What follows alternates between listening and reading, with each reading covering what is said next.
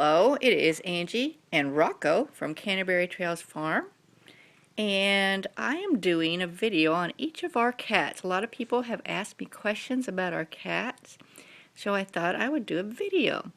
This is Rocko T, and the T stands for taco, Rocko Taco. Rocco has a very wonderful story. He's actually the second cat we had, but I'm doing him first because he's the oldest. Rocco is 16 years old. So here's Rocco's story. So I was on Facebook one day, and I saw this beautiful cat come on, I don't know, it was like on the side, on an ad or something. He was the Arlington, Texas Animal Shelter, and that's a high kill shelter. I'm talking in this calm voice to keep him here, but he's walking away now. He has the most wonderful meow. Rocco was at this kill shelter, and this it was like a Wednesday or Tuesday or Wednesday. I guess he had been there for a couple months. Here come all the cats. They know Rocco's getting some special attention. Hello. He doesn't really like other cats. He wants to be the baby. Somehow we always see all these pictures of people posting their pictures of their cats all sleeping together, but somehow all of our cats hate other cats except for Tiny here. I'll do Tiny's video later. But they all are alphas, and they are all somebody's baby, and that's all they want to do is be babies. So suddenly I have all the cats here because they know I'm talking about Rocco. So let's keep talking about Rocco. So his ad,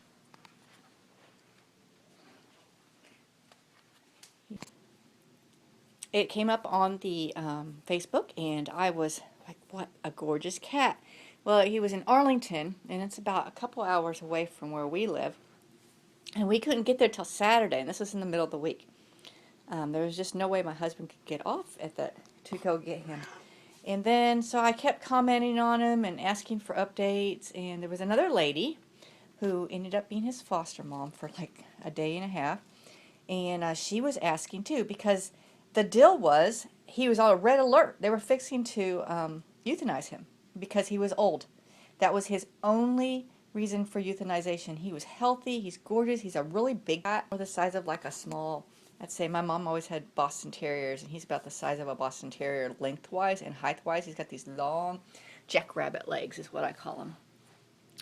Anyway, so I called the shelter, and I had my credit card ready, and I said, look, you know, here's the deal. I can't get in till Saturday. We live 2 hours away. Can I pay you to hold him for me? And the lady on the phone was really gripey, and she was like, "No, we don't do that." And I was like, I had some extra money. I had some birthday money that I had been saving for quite some time, and I thought it was $500. And I thought, you know, I would gladly give my $500. They would hold him, and that could pay, you know, pay for his fees, whatever. You know, I was like, look, I said, I can give you $500 right now on the phone with my credit card if you'll hold him till Saturday morning. We can get there, you know, when you open. And the lady was like, no, we don't do that, you know, and she was all gripey about it. And I was like, you're kidding me, $500? I mean, think about how many animals that could help if you just hold him. I think at this point it was like Thursday. And he was fixing to be euthanized Friday evening. Friday at 4 o'clock or some ridiculous time. They were like, no, we can't do that. I mean, I was like, you know, I was like begging her to take my money. Just all you have to do is put this cat in a cage, you know, for an extra night, basically, if they were going to euthanize him on Friday. We were going to come on Saturday. No, can't do that. Anyway, so I was just frantic. I was like, what can I do? Who do I know that lives in Arlington that I can get, that knows me well enough that will go get a cat for me? And that's the problem. You know, I know people, but who's going to go get, I mean, that's a big thing. You ask someone to go pay for a cat's adoption fee, fill out all the paperwork, and assume that, you know, obligation, and then, you know, trust that you're actually going to come pay them back and take this cat, you know. Anyway, so I got back on the Facebook page, and I was frantic and told my story, you know, anyway, so his foster mother, she rescued senior cats, and she said, I will go get him right now for you. And I'd never met this woman. She was just a wonderful lady, and I was like, I promised up and down. I was like, you know, I can PayPal you the money right now if you want, you know, whatever. No, you know, she was awesome. She trusted me. And she went, she basically got there. They had already moved him from the regular cat room into the euthanization like holding cell, and like he was crammed in a little cage that he barely even fit in because he's a big boy. His paperwork was on the door, and he was scheduled for euthanization, like, you know, within hours. She grabbed him right away and brought him home, and held him till the next day when we were able to get. We arrived in the morning, just like we said, and paid her, double his fees, and she turned around and went and rescued another couple kittens after that. We brought Rocko home, and he has been just a joy ever since. He's our old man, and he was old when we got him. He was, I think he was, we got him in 2015, so he must have been 12, 13 when we got him. So he was an old man. But I mean, the thing was, he had been relinquished, they said, because family couldn't keep him anymore. After we adopted him and brought him home, it was very clear whenever anyone, me or Chris, take a shower, he absolutely freaks out. He has to sit on the toilet next to the shower, or he sits right by the shower. He talks to you the whole time, like this frantic talk, and you have to talk back. So our theory is that he was the cat of an older person, and there must have been some sort of accident in the shower, and his person either passed away after, was like injured in the shower and then taken away to a hospital or something, and then never came back. So either they hurt themselves and had to go to an assisted living home, or maybe they passed away from their injuries. We don't know. But it's obvious that he was somebody's baby. He's very well taken care of.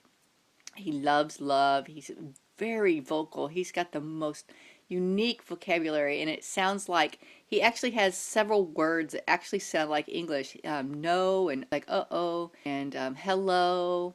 He just really is a vocal cat, and he has a unique, low, gravelly meow that I have never heard. I've had cats my entire life, and I've never heard a cat like this talk the way he does. He is such a smart boy.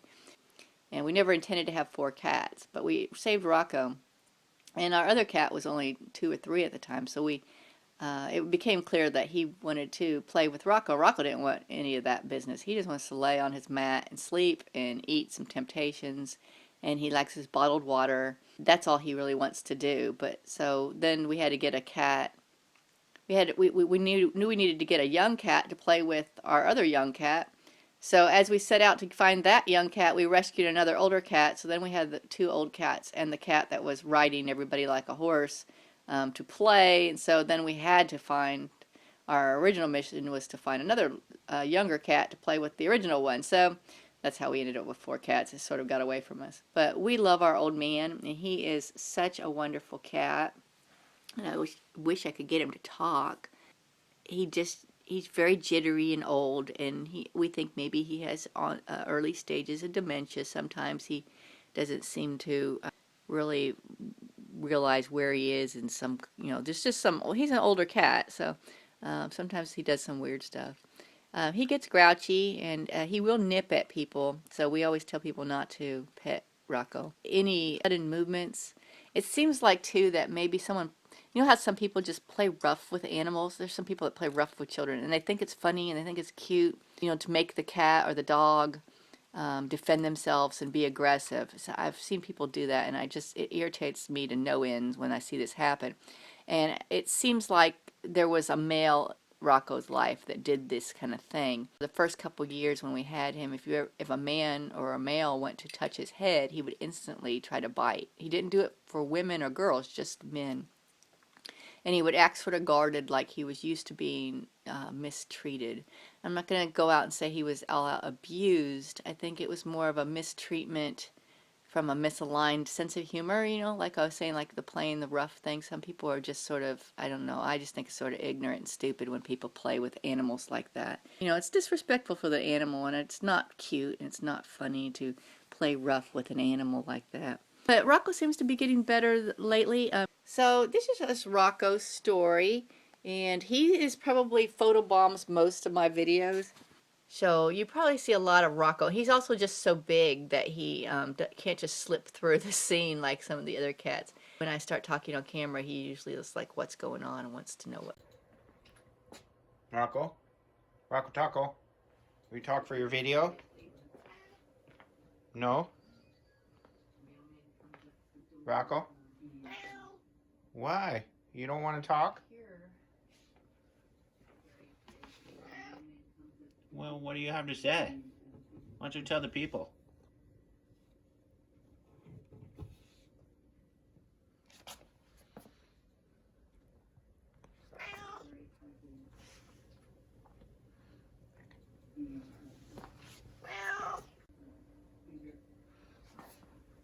Come talk to me.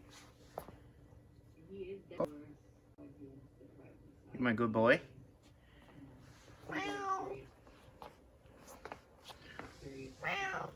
Yeah? Oh. Oh, okay. Mama sewing stuff? Like you want to sit right beside me. Be very curious about who is there. Like you would sit right beside, curious about who is there. Like you be very. So that's our old man Rocco, and he's got his little cute mustache, and he's got a little goatee, and he's just a really sweet boy. We'll do some videos on the other three too. So this is Angie and Rocco saying goodbye from Canterbury Trails Farm.